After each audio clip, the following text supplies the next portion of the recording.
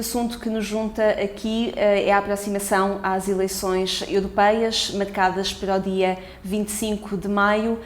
Bruxelas está ainda muito longe dos portugueses? Bruxelas está lá muito longe e com a agravante nestas eleições, por contraposição com as últimas, ter aquela imagem má de ter sido o poder maldito por trás desta intervenção internacional que irá acabar também, como já foi salientado, daqui a alguns dias. Eu acho que estas eleições europeias têm um atrativo, e o atrativo é que talvez, como nenhumas outras anteriormente, ou pelo menos nos últimos anos, elas vão funcionar, a meu ver, como um referendo à Europa. Ou seja, os eleitores em geral vão votar, e isso votam sempre, quer dizer, misturam sempre a questão europeia com a questão nacional. E, portanto, o voto nas europeias é sempre um voto que permite uma leitura internacional, mas permite a leitura também de qual é o estado em que o país está e qual é o estado em que a simpatia do governo atual está ou não. E é bem feito, no seu entender? É indesligável, ou seja, desejável seria que a campanha eleitoral, e isso não vai acontecer, nós sabemos que não vai, mas que a campanha eleitoral falasse sobre a Europa, falasse sobre as grandes questões da Europa, no sentido em que eu acho que estas eleições vão ser o tal referendo à coesão europeia e à moeda única, e já lá iremos. Agora, é óbvio que a campanha eleitoral é o que é, e portanto ela própria não vai conseguir resistir à tentação de politizar a questão europeia para consumo interno. E portanto o que vai estar sobre a mesa é saber quem é que fez mais frente à Europa, quem é que foi mais submissa à Europa, numa Europa que infelizmente já não funciona uma voz. E acho que a grande questão, além de saber até que ponto é que estas eleições vão referendar ou não, pelo resultado, o estado da União atual, até que ponto é que projetos extremistas, é ver a senhora Le Pen em França, é ver a maneira como o senhor Nigel Farage, chamado UKIP, United Kingdom Independence Party, está a recolher simpatias no Reino Unido, é ver como a Holanda está a ter um veio extremista, anti-imigração na pessoa do Sr. Geert Wilders. Portanto, quer dizer, nós podemos citar vários nomes, mas entre a abstenção, portanto, entre aqueles que não votam e aqueles que vão votar numa espécie de voz anti-Europa, os europeístas, os euro-otimistas, aqueles que acreditam que a Europa ainda é a solução, provavelmente serão muito menos. Perante isso, quer dizer que as grandes questões analisadas na Europa ficam para segundo plano? As grandes questões que estão a ser analisadas na Europa hoje em dia são poucas, ou seja, deveriam ser muitas. A Europa devia estar neste momento a desenvolver uma agenda de maior integração económica, de maior integração política, de resolução de variados impasses institucionais que existem, mas se nós temos acompanhado os mídias e se temos acompanhado o que é o sentir da Europa, hoje em dia o debate europeu faz-se entre quem cobra e quem deve. Faz-se entre o Norte e o Sul, faz-se entre as velhas duas Europas que sempre existiram, mas em que neste momento uma certa Europa tem perante o Sul a imagem de potências arrogantes que não compreendem as especificidades do Sul, e a imagem do Sul perante o Norte é de povos devedores que não pagam, que esbanjam recursos, etc, etc. Parece que a Europa, perante isso que diz, não é mais do que um projeto económico.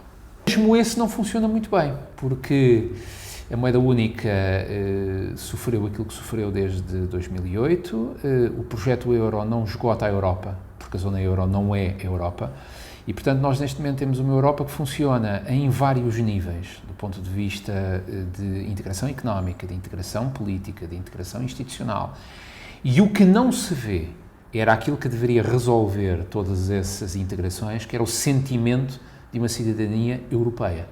E o que nós, pelo contrário, vemos é cada vez mais cidadanias nacionais que se fecham sobre si mesmas, e isso vemos na maneira como os países olham para quem vem de fora, a imigração, a exclusão, as dívidas, ou seja, nós vemos uma Europa que deveria ser uma Europa feita de várias pátrias em consonância, e vemos cada vez menos essa Europa e vemos cada vez mais uma Europa retalhada entre nacionalidades ou nacionalismos exacerbados a alguns, que se autofecham naquilo que são os seus interesses.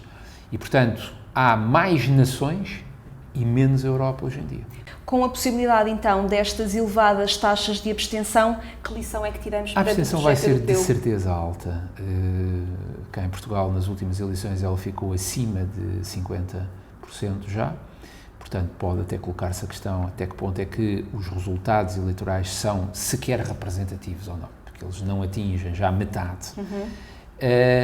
As eleições europeias, a participação é escassa, porque lá está, ou as pessoas se sentem bem com a Europa que têm, e essa é a explicação simpática, nós abstemos-nos porque no fundo concordamos com o que existe. Mas eu acho que a abstenção poderia ter um estudo, porque é que as pessoas se abstêm. Eu acho que as pessoas cada vez mais se abstêm porque a Europa não lhes diz nada. Ou se lhes diz alguma coisa, é através daquele discurso mediado pelos políticos que é o problema está na Europa, não está em nós. A culpa é da Europa, que não empresta mais, segundo uns, ou que empresta demasiado, segundo outros. Então, o que é importante frisar neste aproximar das eleições e perante os 15 dias de campanha que teremos à frente? Era importante que a campanha eleitoral e quem faz, quem intervém nesses tempos de antena fizesse um esforço para explicar ao eleitorado que o projeto europeu, com as dificuldades todas que tem, ainda é o melhor antídoto que nós temos para resolver em conjunto questões que hoje em dia têm que ter uma resolução integrada supranacional e europeia. Questões como a dívida pública, questões como integração económica, questões como política de imigração, questões como o posicionamento da Europa perante zonas emergentes como a América, como a Ásia, questões de diálogo Norte-Sul com a África, não se fazem nacionalmente.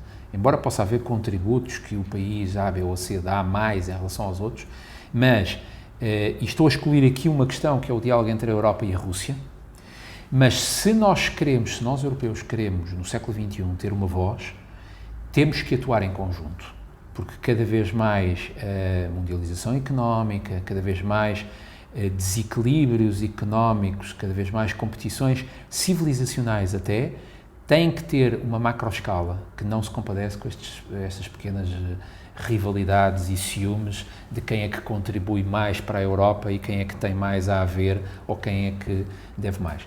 E se não houver um relembrar da importância que o projeto europeu teve, quanto mais não seja na sua lição base, graças à União Europeia, a Europa está sem guerra há 70 anos, sem guerra generalizada, é óbvio que, enfim, aconteceram algumas coisas, mas se a Europa quer ser, por exemplo, um estabilizador importante para o leste europeu, com todas as questões que se colocam em relação à Rússia, tem que atuar a uma só voz. E tem, sobretudo, que acabar uma certa noção da Europa, que é, quando alguém de fora quer falar com a Europa, não sabe muito bem a quem é que deve ir, mas sabe que tem que ir necessariamente à Sra. Merkel. Isto não tem nada de anti-alemão, mas tem que, o poderio das potências europeias tem que ser um poder que não seja identificado com um só país, porque isso é levantar velhos fantasmas que, infelizmente, nós pela história já vimos onde é que podem conduzir. E que ajudam a acentuar mais diferenças do que propriamente uma... Ajudam. Quando nós dizemos que há um sentimento anti-Europa, eu não sei se o sentimento é anti-Europa, se é anti-Sra. Merkel. E nós sabemos da quantidade de lugares comuns estereotipados que a Alemanha tem e todos os fantasmas que a pretensão do domínio alemão sobre a Europa levanta ainda hoje. E, portanto, se nós queremos anular isso, temos que pôr os decisores e quem faz campanha por eles, se calhar a relembrar, a explicar que o projeto europeu pode ter inúmeras falhas, mas ainda é aquela segurança, aquela rede que nós temos, sobretudo aqueles países onde a sustentabilidade económica, enfim, é um bocadinho mais complicada como o nosso. Portanto, campanhas, tempos de antena contra a Europa, tempos de antena sugerindo a saída do euro, a saída da Europa, são absolutamente inúteis. Obrigada, professor Sadrica, por nos ajudar a olhar a atualidade informativa, propondo-nos uma visão cristã do mundo.